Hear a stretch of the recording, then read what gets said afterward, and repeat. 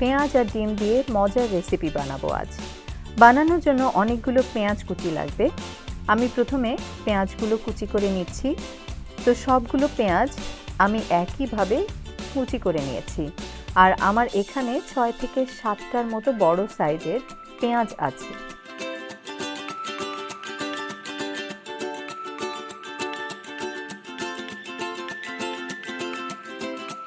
তারপর এখানে নিয়েছি 2টা সিদ্ধ ডিম। একটা ডিমকে 4 ভাগ করে কেটে নিয়েছি।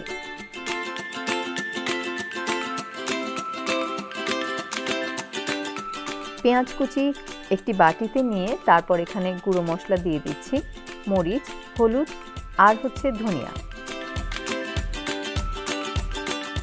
আর 1 চা চামচ দিয়ে দিচ্ছি টেস্টি মশলা। সবকিছু একসাথে মিশিয়ে নিচ্ছি।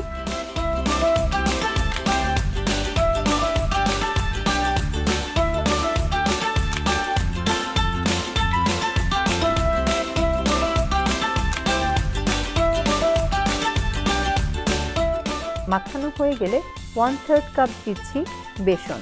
দেওয়ার পর আবারও ভালো করে মিশিয়ে নিচ্ছি।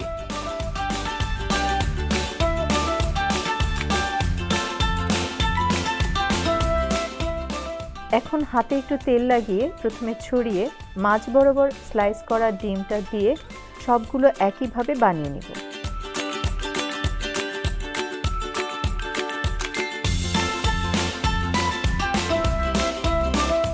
বানানো হয়ে গেলে কড়াইতে বেশি করে তেল দিয়ে ভেজে নিব।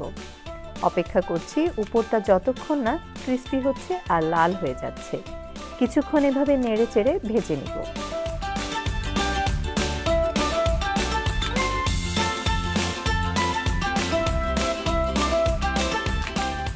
দেখা যাবে যখন ভাজা হয়ে যাবে তখন আমরা তেল ঝরিয়ে উঠিয়ে নেব।